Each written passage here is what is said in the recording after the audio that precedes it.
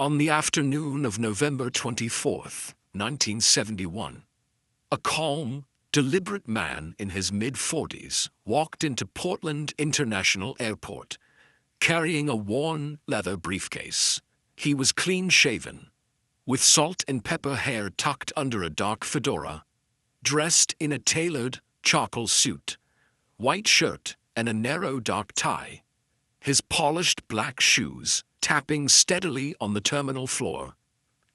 Identifying himself as Dan Cooper, he bought a one-way ticket to Seattle and, along with 36 other passengers and a 6-person crew, boarded Northwest Airlines Flight 305.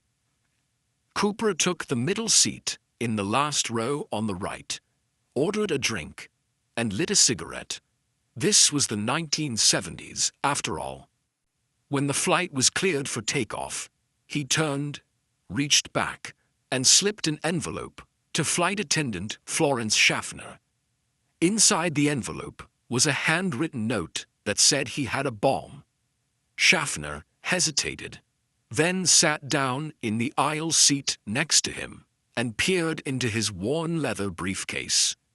Inside, she saw what appeared to be 8 sticks of dynamite, their red casings and taped ends glinting in the cabin light. Cooper spoke quietly and firmly. $200,000 in cash and 4 parachutes. Cooper added one more demand with the same quiet certainty. When the plane landed in Seattle, a fuel truck must be waiting to refuel it.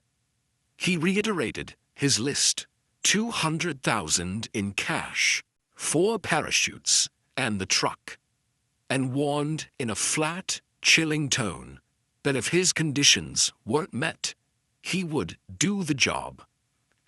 After the plane climbed to cruising altitude, Florence Schaffner moved quickly to notify the cockpit, while another flight attendant, Tina Mucklow, stayed beside Cooper. From the rear cabin telephone, she relayed messages between Cooper and the rest of the crew for the remainder of the hijacking. For the next hour and a half, Flight 305 circled near Seattle, while local and federal authorities scrambled to meet Cooper's demands. Bank employees bundled $10,000 $20 bills, $200,000 in all, into bank bags, and the owner of a nearby skydiving school hurriedly supplied 4 parachutes. At 5:45 p.m., more than 2 hours behind schedule, Flight 305 finally landed in Seattle. Night had fallen, and the aircraft was led to a remote corner of the ramp. Once the jet came to a stop, ground crew handed the cash and the 4 parachutes to Tina Mucklow, who gathered them and carried everything back up the stairs and onto the plane. Cooper let 2 flight attendants and every passenger leave the plane. Many walked off without realizing they'd been part of a hijacking. With the ransom aboard and only 4 crew members left, Cooper directed Mucklow to tell the captain he wanted the aircraft flown to Mexico City. Captain James Larkin received the message. Cooper spelled out exact instructions: fly with the landing gear down, flaps at 15 degrees, remain below 10,000 feet, turn the cabin lights off, and keep the aft stairway, the fold-down door beneath the fuselage, fully extended. 2 of Cooper's demands ran into practical limits. The primary problem: the flight configuration he insisted on made a non-stop run to Mexico City impossible. Cooper offered up Phoenix, Yuma, or Sacramento for a refueling stop, and after discussion, they settled on Reno, Nevada. Cooper accepted that the ventral stair had to be retracted, on the condition that Tina Mucklow remain beside him and show him how to lower it once they were airborne. The plane sat nearly 2 hours while refueling complications were resolved. Then Flight 305 climbed away at 7:36 p.m. Less than 5 minutes into the flight, Cooper told Mucklow to go to the cockpit and not to be disturbed. The last time she saw him, he was standing in the middle of the aisle, poised as if ready to jump. Mucklow rejoined the crew, locked the cockpit door, and roughly 3 hours later, Flight 305 touched down safely in Reno. When the jet came to a stop, the crew edged cautiously toward the rear, flashlights cutting narrow beams through people. The dim cabin. There was no sign of Cooper and no trace of the bomb. The aft stairway hung open and bore fresh damage from being extended in mid-flight. Scrapes, bent metal, and a torn edge where it met the tarmac. Everything pointed to a single, chilling conclusion. The hijacker had used the lowered stair to leave the plane in flight. Sometime between Seattle and Reno, Cooper had strapped himself into a parachute, climbed onto the lowered aft stair, and launched himself into the black night. As soon as it was obvious Cooper was gone, dozens of FBI agents swarmed the jet for a methodical search. Leading the sweep was FBI Special Agent Daniel Price, who directed teams through the dim cabin. They found almost nothing: a black clip-on tie and its small clip, 8 cigarette butts collected in an ashtray, and 2 of the 4 parachutes. The ransom money and Cooper's briefcase were absent, leaving the investigators with only a few stubborn clues and more questions than answers. Crew members and passengers described the hijacker as a white man in his mid-40s with brown eyes and dark hair. He wore a dark trench coat over a dark suit, a white shirt, a black tie, and dark shoes, and shortly after boarding, he put on a pair of sunglasses. Using those accounts, the FBI produced the first of several composite sketches. Before they could launch a time search, the FBI first had to determine when Cooper had abandoned the aircraft, a task simpler in theory than in practice. None of the 4 crew members had seen him jump, and neither had the pilots of the 2 fighter jets that escorted the airliner between Seattle and Reno. Given the pitch-black hour, that lack of eyewitnesses was hardly surprising. When the crew last contacted Cooper at about 8:05 p.m., they offered assistance over the intercom, and he declined. In the 10 minutes that followed, the cabin registered a distinct oscillation, a sudden vibration the crew later suspected was caused by his jump. A later reconstruction of the flight confirmed the timing and motion were consistent with a mid-air exit. That settled the timing, but not the location.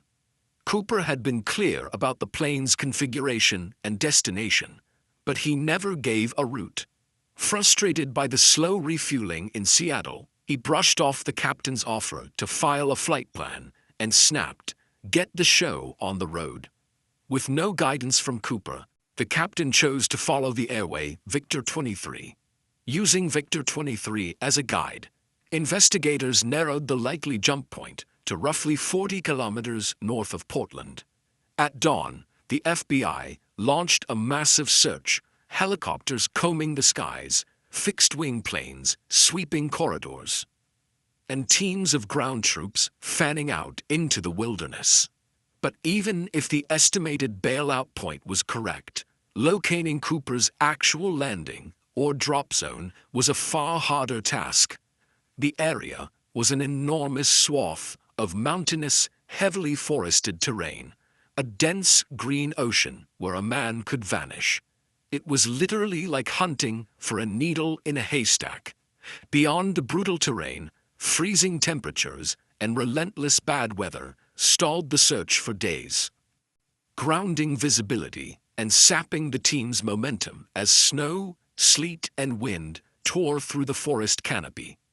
Despite exhaustive, around-the-clock searching, authorities never turned up a single trace of Cooper or any of the belongings he'd taken with him.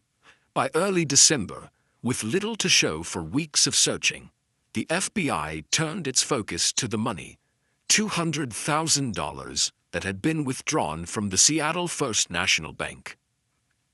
The bank kept a $250,000 ransom reserve specifically for emergencies, and agents began tracing every bill. Because the bank had a ransom reserve, the $10,000 $20 bills handed to Cooper were cataloged by serial number in advance. A complete list of those serials was quickly circulated to banks, government agencies, and the public so every bill could be checked to make it as hard possible for Cooper to spend the cash. Officials publicized the serial numbers and warned banks and merchants to watch for the marked bills.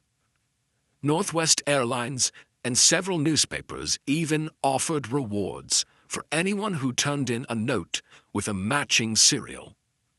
Still, despite the publicity and incentives, none of the labeled bills turned up. At least not for years. Everything stayed quiet until nearly a decade later. In early 1980, 12-year-old Brian Ingram was building a campfire on a small southern Washington beach when his shovel struck something in the sand. He unearthed 3 water-stained bundles of cash that added up to $5,880. Alarmed by the notoriety of the skyjacking, Brian's parents took the badly degraded bundles to the FBI. Agents examined the notes, and to everyone's surprise, the serial numbers matched the ransom list. When the initial excitement faded, the recovered cash raised more questions than it resolved. The central mystery remained. How had the ransom ended up so far from the intended drop zone? Studying the map, it's easy to picture a simple explanation. Cooper might have dropped some bundles that tumbled into the Lewis River, were swept into the Columbia, and eventually drifted ashore at Tina Bar. The route looks plausible on paper, but plausibility isn't proof. The problem was that the Columbia flows the opposite way, undermining the simple drift theory. That contradiction forced some people, including FBI agents, to revisit the original drop zone estimate. If Cooper had released the bundles much farther southeast, near the Washougal River, it's conceivable, though unlikely, they could have floated all the way to Tina Bar. Alternatively, if the plane's flight path lay farther west, the bundles might simply have fallen straight onto the beach. Even so, natural explanations don't hold up easily.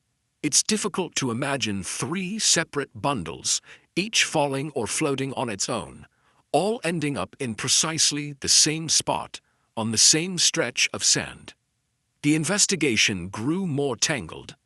In 1974, riverbed sediment had been dredged and dumped at Tina Bar, and one analysis reported that the cash was found above that deposited layer, implying the bundles arrived after 1974. A later recheck challenged that finding, suggesting the supposed deposit might actually have been a natural clay layer. Moreover, records and photos show the dumped sediment was deposited some distance from where the bills were recovered. Adding to the puzzle, the rubber bands binding the bundles were still intact when Brian Ingram found them. Notable because 2009 tests showed that this brand of rubber band couldn't survive exposure to water or open air for more than about a year. Unless the bundles were somehow shielded from the weather, they must have been buried at Tina Bar within a year of the hijacking. That makes deliberate burial the likeliest explanation. Cooper himself could have survived and hidden the cash, or someone else might have stumbled on his remains and buried the bundles. If a non-human explanation exists, it's escaped investigators for decades. In short, a mystery wrapped inside a mystery. Since Brian Ingram's 1980 discovery, Tina Bar and the Washougal River area have been combed repeatedly by searches large and small. Despite decades of digging, diving, and systematic sweeps, no sign of Cooper or the rest of the ransom has ever been found. From the outset, Many assumed Cooper did not survive the jump. It isn't as romantic as a neat escape, but stories often outshine reality. There's no definitive proof either way, yet the notion that he fell to his death remains a reasonable possibility.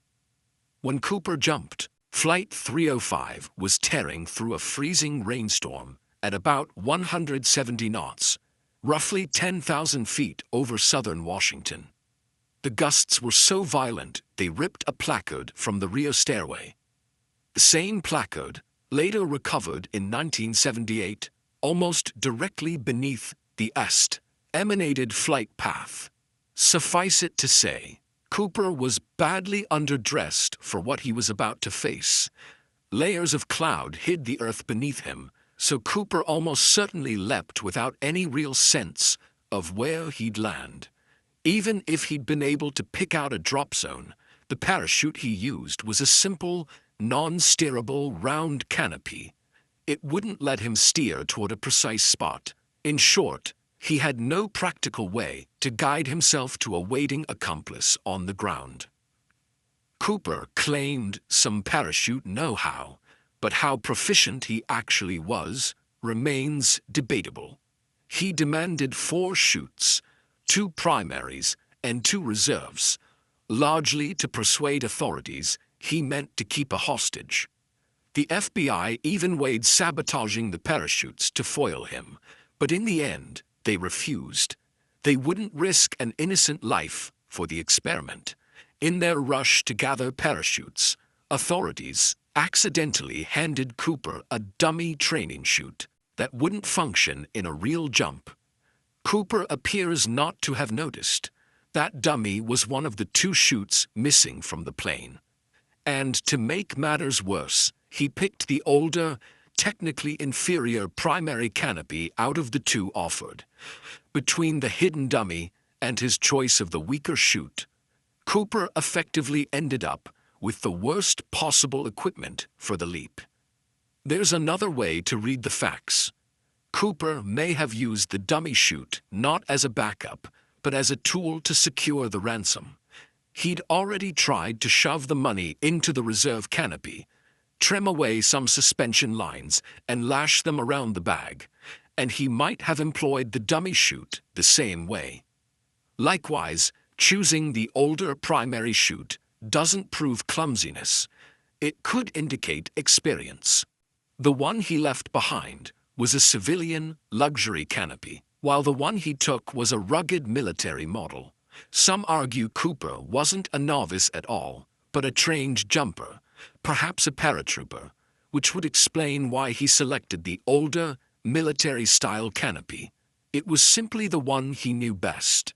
While Flight 305 circled near Seattle, he even remarked that McCord Air Force Base was only about 20 minutes from Seattle-Tacoma. An accurate statement at the time that adds weight to the theory of a military background. Beyond possible military ties, Cooper may have had links to the CIA. The Boeing 727 he picked for the hijacking was also used by CIA teams in the Vietnam era to drop agents and supplies, a role made possible by the 727's distinctive aft stairway. That makes it likely he chose the 727 because its rear stairs offered a comparatively secure escape route. Whether he learned that from the CIA or figured it out on his own remains unclear. Cooper's choice of a Northwest Airlines flight appears to have been happenstance. When flight attendant Tina Mucklow asked him why he'd done it, he said, "It's not because I have a grudge towards your airline, it's just because I have a grudge," adding that Flight 305 was simply in the right place at the right time. Still, he arrived clearly prepared. He spoke knowledgeably about aircraft and aviation, seemed acquainted with the local terrain, kept a low profile to avoid panic, hid his eyes behind glasses to protect his identity, left almost no trace, and insisted on 4 parachutes to create the impression he intended to hold a hostage. He was shrewd enough to take back the note he'd originally handed to Florence Schaffner, leaving investigators with almost nothing to analyze. Aside from the single name he'd written on his plane ticket, there are no other samples of Cooper's handwriting. Despite his careful preparations, Cooper neglected crucial details for his escape. He never fixed a precise route, and at the last minute, changed his destination from Mexico City to Reno. He could have demanded proper parachuting gear, boots, a helmet, a jumpsuit, or asked for the ransom in larger bills to make it lighter and easier to carry. Instead, he left with uncertain plans, insufficient equipment, and a bulky load that made his getaway far riskier. If he survived the jump and reached the ground, he still would have had to fight his way through a dense, partially snow-covered forest in late November, wearing only loafers and a trench coat. It feels far less like a carefully planned getaway and more like a desperate leap of faith into the cold and dark. Authorities never received a missing person report that fit Cooper after the hijacking, which could mean he survived and quietly slipped back into everyday life. Other hijackers have pulled similar stunts and lived, even when caught. And the simplest explanation for why 3 bundles of cash turned up at Tina Bar is plain human intervention. With no hard evidence of his death, most of this remains speculation, and it keeps open the far more exciting possibility that Cooper lived to walk away.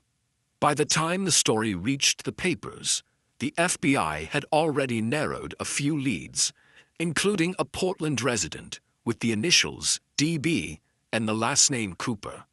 That Portland man was quickly ruled out, but a press mix-up swapped the names and turned Dan Cooper into the famously misremembered DB Cooper, and history took it from there. Dan Cooper was likely a pseudonym, but there is a French comic series with that name about a Canadian pilot called Dan Cooper. The series wasn't translated into English or sold in the United States before 1971, though it circulated in Canada's French-speaking regions. Because American and Canadian accents can be hard to tell apart, and Cooper was described as having no clear accent, it's plausible he was a bilingual Canadian, a theory that a certain offhand remark he made could even support. When the captain passed Cooper's demands to air traffic control, he used the phrase, negotiable American currency. That wording raised eyebrows. An American might not feel the need to specify American currency, but we can't be sure it was Cooper's exact phrasing rather than the captain's paraphrase. Crew notes taken during the flight simply record negotiable currency, while later testimony mentions $200,000 in cash and circulated U.S. currency. So Cooper could have been a bilingual Canadian who borrowed his name from the French comic. Or he could have been an American who chose a different alias. The available records don't let us pin it down. Nearly half a century has passed since the hijacking, and in that time, investigators have interviewed and examined thousands of suspects. It's impossible to cover them all here, but we can review some of the people who, at one point or another, were suspected of being DB Cooper. Robert Rackstraw emerged as a suspect in 1978, and on paper, he looked convincing. A decorated Army paratrooper and helicopter pilot with experience handling explosives, a lengthy criminal record, and an uncle named John Cooper, who was a devoted skydiver. He'd been expelled from the Army only months before the hijacking, a possible motive, since the hijacker said he held a grudge. When pressed by reporters and private investigators, Rackstraw never firmly admitted or denied being DB Cooper. He offered evasive lines like, "I could have been," and "I would not discount myself." But key details undercut the theory. Rackstraw had light-colored eyes, while witnesses said Cooper did not, and Rackstraw was just 28 at the time of the crime. Well younger than the mid-40s age most crew and passengers reported. In 2003, Kenneth Christensen became a suspect after his brother noticed some unsettling similarities to Cooper. Christensen had been a World War II paratrooper and from 1953 onward worked for Northwest Airlines as both a mechanic and a flight attendant. He was 45 at the time of the hijacking and left-handed. Point of interest because Cooper handled his briefcase with the left hand and the clip-on tie left on board appeared fastened from the left. Shortly before Christensen's death in 1994, he told his brother, "There's something you should know, but I cannot tell you." And after the funeral, the family found more than $200,000 in his bank accounts. To add weight to the suspicion, flight attendant Florence Schaffner said photos of Christensen bore a strong resemblance to the hijacker. But Christensen didn't fit Cooper's physical profile. He was shorter and slimmer than witnesses remembered. While Florence Schaffner saw a strong resemblance, she also noted Cooper had noticeably more hair, something the composite sketches back up. And the six-figure sum found in Christensen's accounts wasn't mysterious either. It came from a legitimate land sale. Richard McCoy became a prominent suspect in 1972 after he hijacked a Boeing 727 and escaped via the aft stairway, the same daring exit D.B. Cooper had used. On top of the striking similarity in method, McCoy employed a false name, brandished a fake hand grenade, handed the crew written demands, and even warned them with the same phrase Cooper used. No funny stuff. He demanded $500,000 and 4 parachutes, then jumped out the back once the plane passed over his Utah hometown. McCoy, an early 30s Vietnam veteran who served as a demolition expert and helicopter pilot, actually survived the jump, eluded police for 2 days, and was later captured and given a long prison term. Before his death in 1974, he declined to confirm or deny any link to D.B. Cooper. McCoy also had clear skydiving experience and came equipped with a helmet and jumpsuit. He gave precise directions about the flight's path, and beyond the fake hand grenade, he brandished an unloaded handgun. He left behind a written note that he failed to retrieve, and he was only 29 at the time, much younger than the age witnesses assigned Cooper. All 3 flight attendants insisted McCoy was not the same man. Taken together, the similarities are striking. But McCoy may simply have been a well-prepared copycat who learned the Cooper story from news reports. Dwayne Webber first surfaced as a suspect in 1995 after, shortly before he died, he allegedly told his wife, "I've got a secret to tell you. I am Dan Cooper." Dwayne Webber, about 47 in 1971, stocky and weathered from a lifetime of hard living, short salt and pepper hair, sun-lined face, small scar along his left knee, a slight limp, often pictured in a worn brown leather bomber jacket over a plain work shirt and scuffed boots, a World War II veteran with a gravelly voice and a habit of rubbing his hands when nervous. After his death, his widow recalled troubling details. She said she found a bank bag resembling the one used in the hijacking, that he'd suffered a knee injury consistent with a parachute landing, and that he once woke from a nightmare about leaving fingerprints on the aft stairs. She also remembered him making a visit to Tina Bar about a year before the ransom cash turned up there. Webber had an extensive criminal record, matched witnesses' physical descriptions of Cooper, and would have been 47 in 1971, a profile that made the confession and the circumstantial evidence hard for investigators to ignore. However, Weber's fingerprints did not match any prints recovered from Flight 35, though there's no way to know for certain that those prints belonged to Cooper. Likewise, his DNA did not match a sample taken from the tie clasp, but again, it's impossible to prove the DNA on the clasp actually came from the hijacker and not some other person. What's maddening is that the FBI likely once had a much stronger source of DNA. Investigators collected 8 cigarette butts at the scene, items that very well could have been saturated with Cooper's DNA. But that evidence went missing at some point and has never been recovered. William Smith first surfaced as a suspect in 2018. William Smith, about 43 at the time of the hijacking, medium height with a compact, sturdy build, dark brown eyes and dark hair, tea with gray at the temples, a square jaw and weathered skin from years outdoors. He carries a naval bearing and is often pictured in a faded navy peacoat or battered brown leather jacket, a simple shirt beneath, and a small vertical scar above his left eyebrow. A World War II Navy veteran who likely had parachute experience. He would have been 43 in 1971. Matched witnesses' physical descriptions and shared a resemblance with several composite sketches, especially one speculative older D.B. Cooper.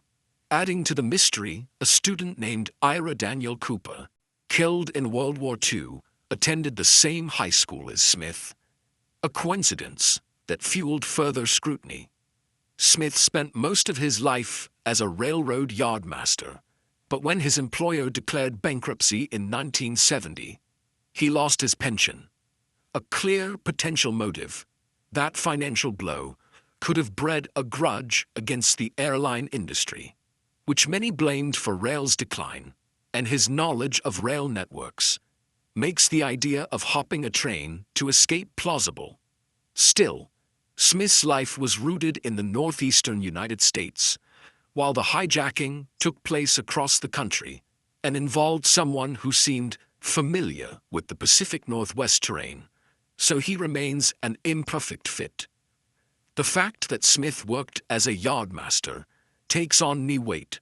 Microscopic analysis of the tie Cooper left behind revealed metallic particles embedded in the fibers, including traces of nearly pure titanium, a material that was uncommon in 1971. Those findings hint that Cooper might have worked in a chemical or metallurgical plant, or possibly managed operations at a rail yard where exotic metal dust could be present. If nothing else, this small roster of suspects shows how hard it is to reach a firm conclusion when the evidence is so scarce. The 5 men pictured look completely different from one another, yet any of them could plausibly be D.B. Cooper. Was Cooper actually in his mid-40s, or simply older looking? Did he really have military experience, or merely project that aura? Which sketch, if any, captures the real man who vanished into the night? In 2016, the FBI conceded defeat and formally closed the investigation. Barring someone unexpectedly finding Cooper's remains or recovering the missing cash, there's little hope of closure. Did Cooper survive the jump? I don't know. But as long as survival can't be ruled out, the D.B. Cooper story will keep haunting the public imagination.